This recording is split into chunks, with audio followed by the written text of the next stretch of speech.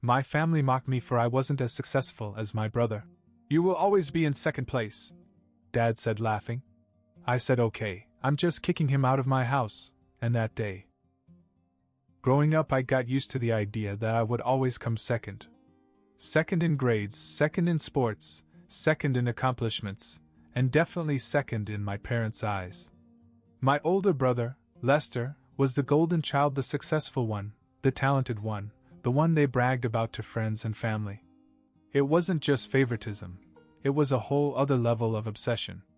Lester could do no wrong. If I got a B on a test, I didn't work hard enough. If he got a B, the teacher must have graded unfairly. When I got a decent job, my father asked why I didn't aim higher.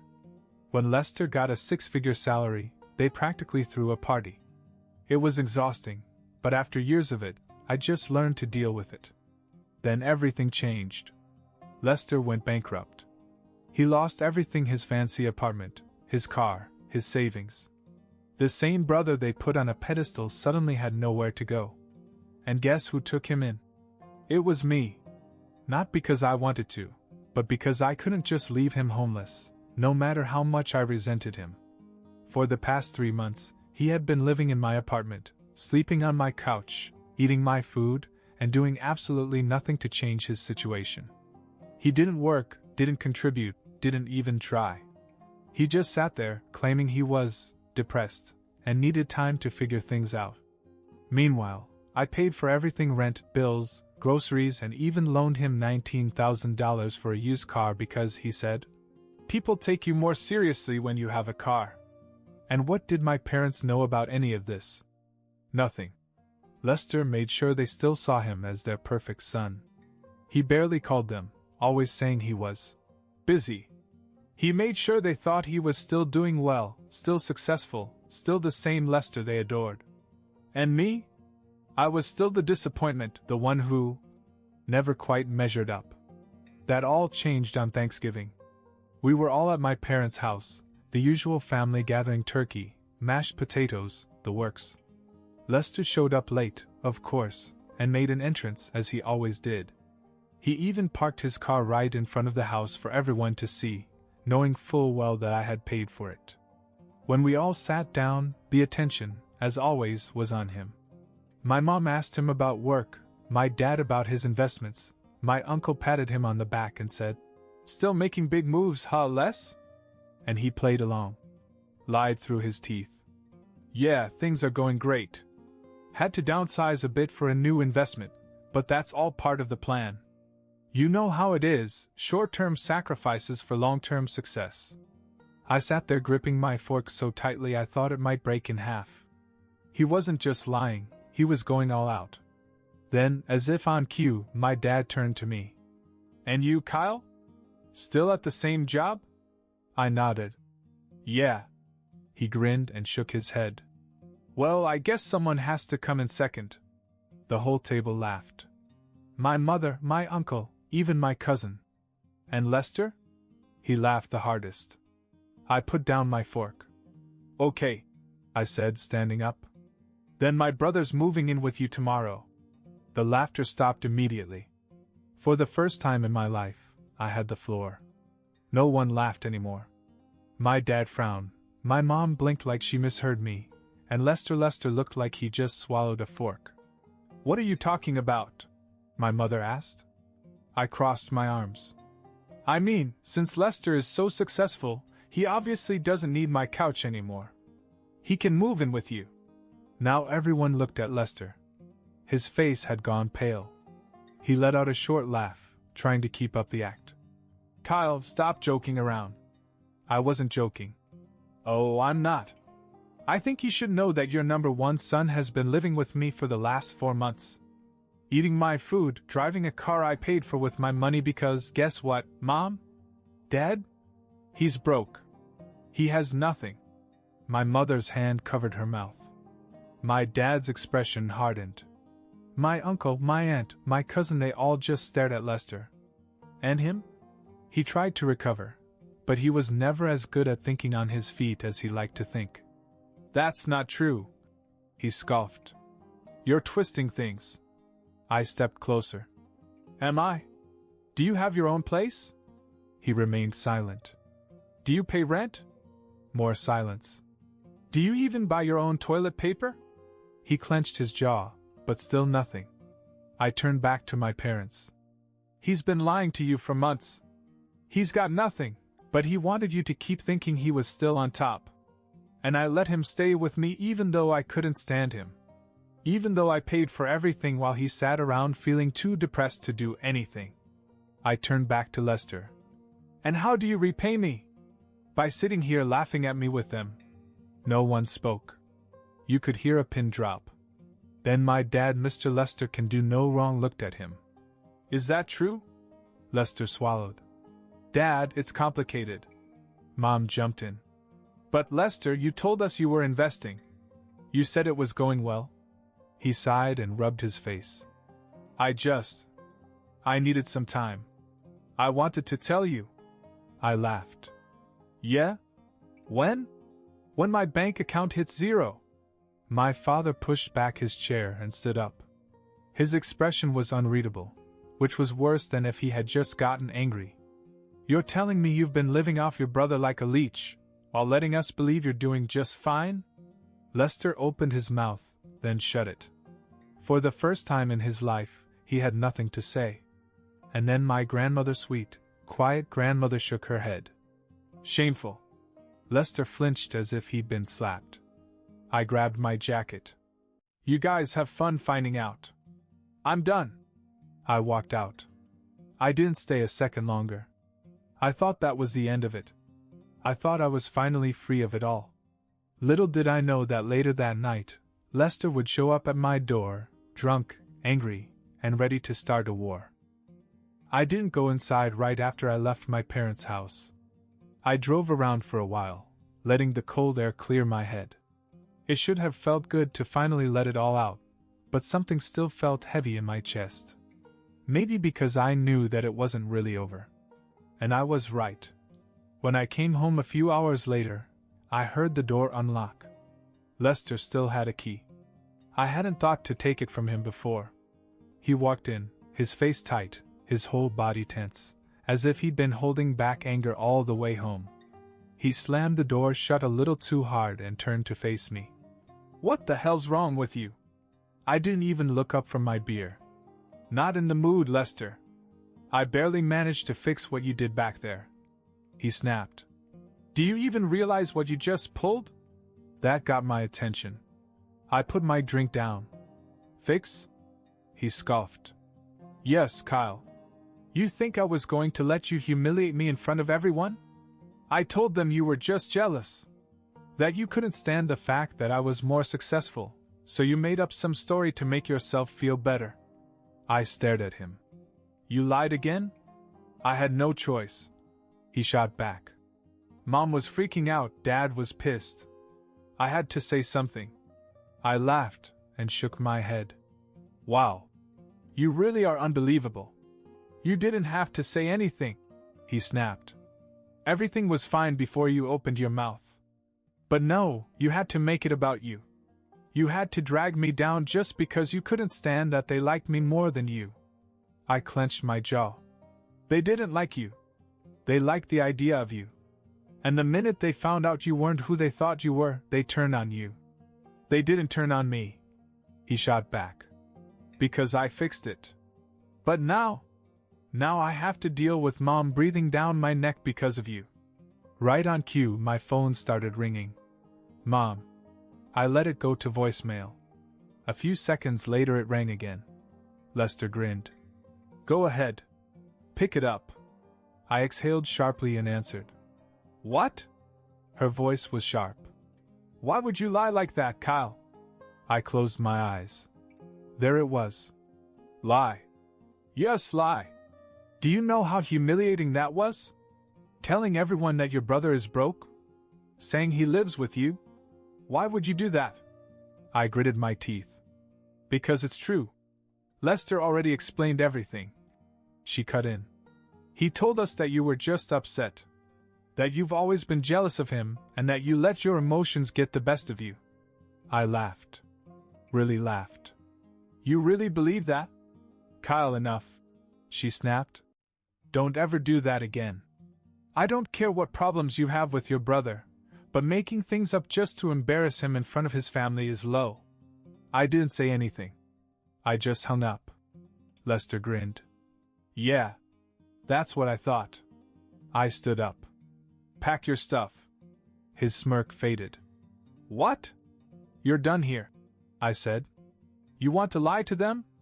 Fine. Go live with them. But you're not staying here another night. He let out a short laugh, as if he thought I was bluffing. Come on, Kyle, don't be dramatic, Dash. I'm serious. I grabbed my keys. Oh, and keep the car. That actually caught him off guard.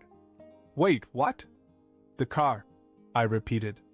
I'm selling it. His face fell. You can't do that. I smiled. It's in my name, Lester. You never even transferred the title. That means it's mine. And since I paid for it, I think it's only fair that I get my money back. Now he panicked. Kyle, come on, don't be like this. You can't just take my car. It's not your car, I corrected. It was never yours. I grabbed my phone and started typing out an offer for the car right in front of him.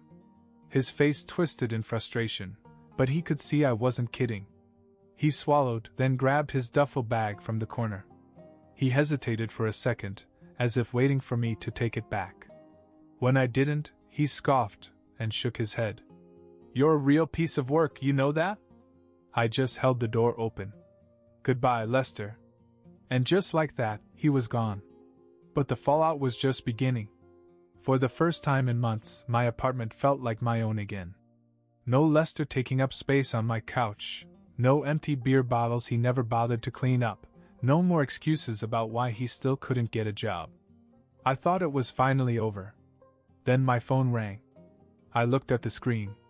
It was my dad. I considered ignoring it, but something told me to answer it. Kyle, he said, his voice tense.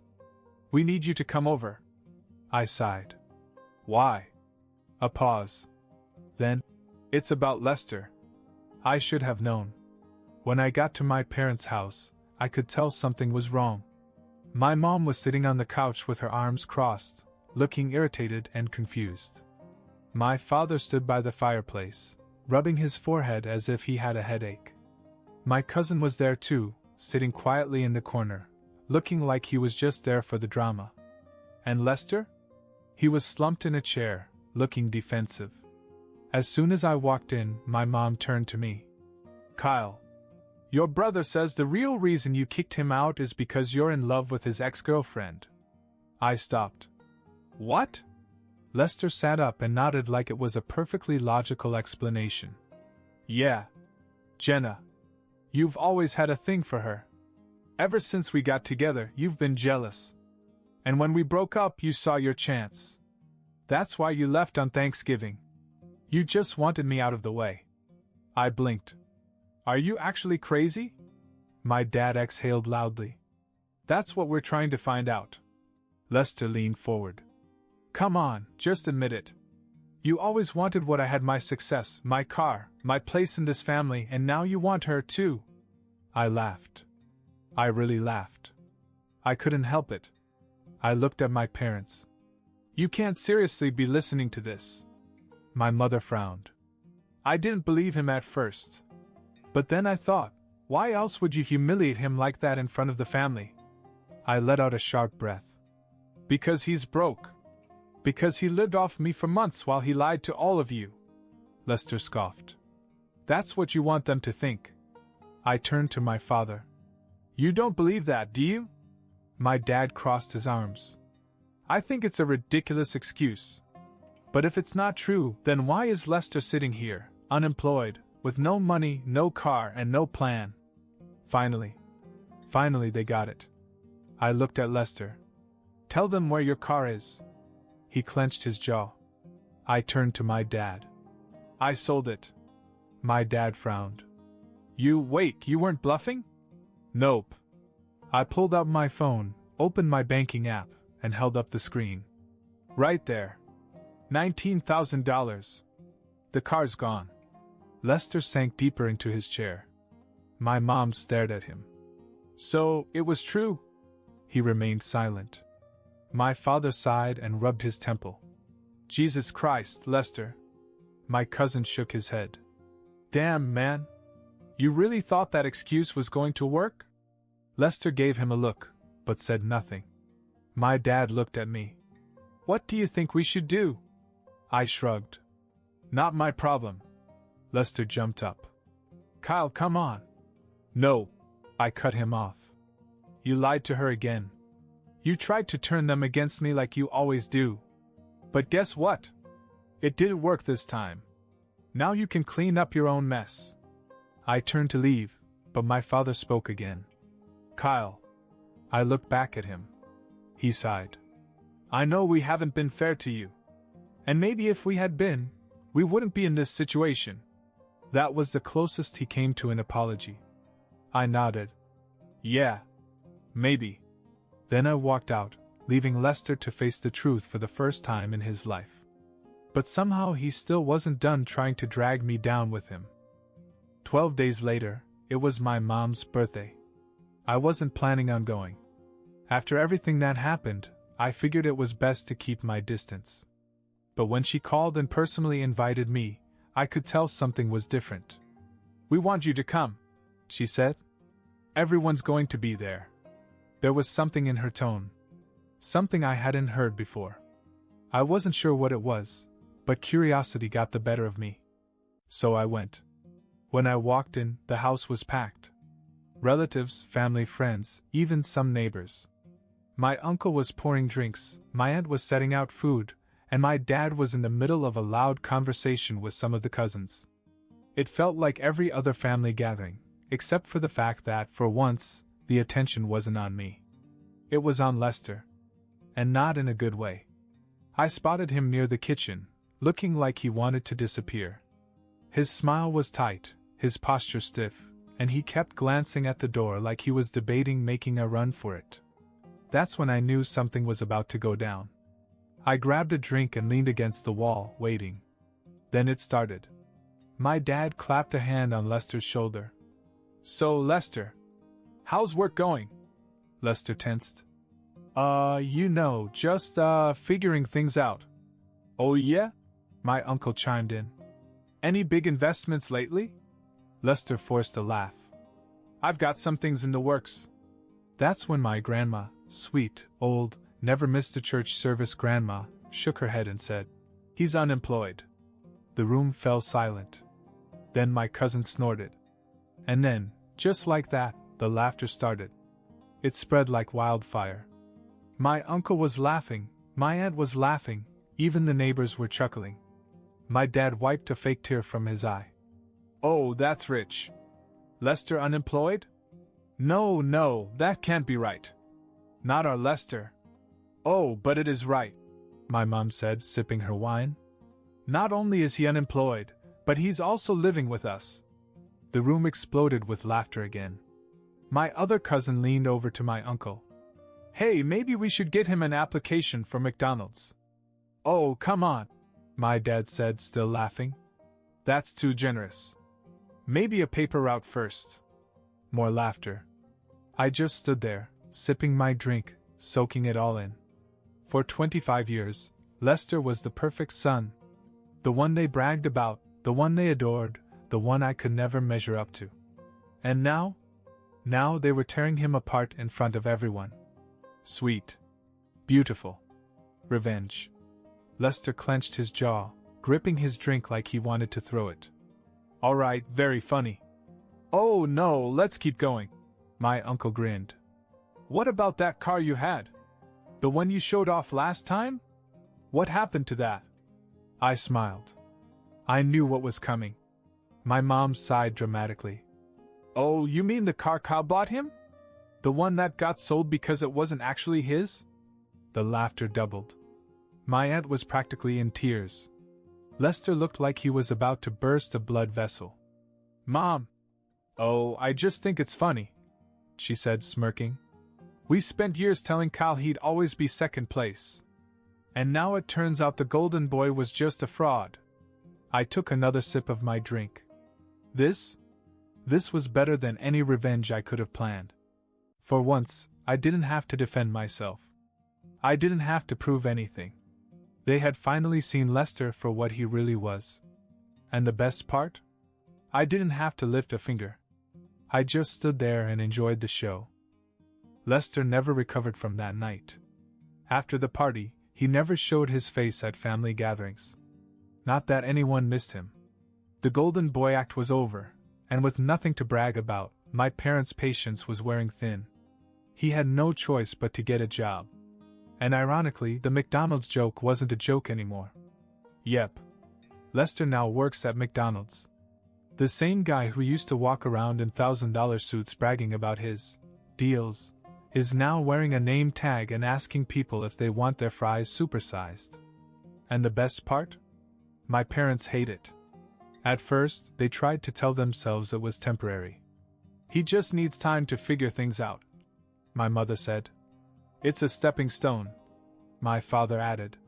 But months went by and nothing changed. He's still living in their house, still eating their food, still refusing to face the fact that this is his life now. And they hate it. They fight constantly. My mother complains about the grocery bill. My dad tells him to get it together. My grandmother won't even look at him. The same parents who used to adore him now see him as a burden. And me?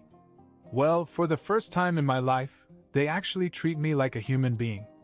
They ask me how my work is going. They invite me to dinner without making snide comments. My dad even called me the other day just to chat, which was the strangest thing of all. Do I forgive them? No. Not really. They're narcissists. They didn't suddenly have a change of heart, they just lost their favorite child and needed someone to fill the space. But it is what it is.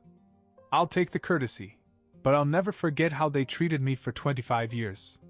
Lester used to be the one who looked down on me. Now he's the disappointment in the family. And for the first time in my life, I'm totally okay with coming in second.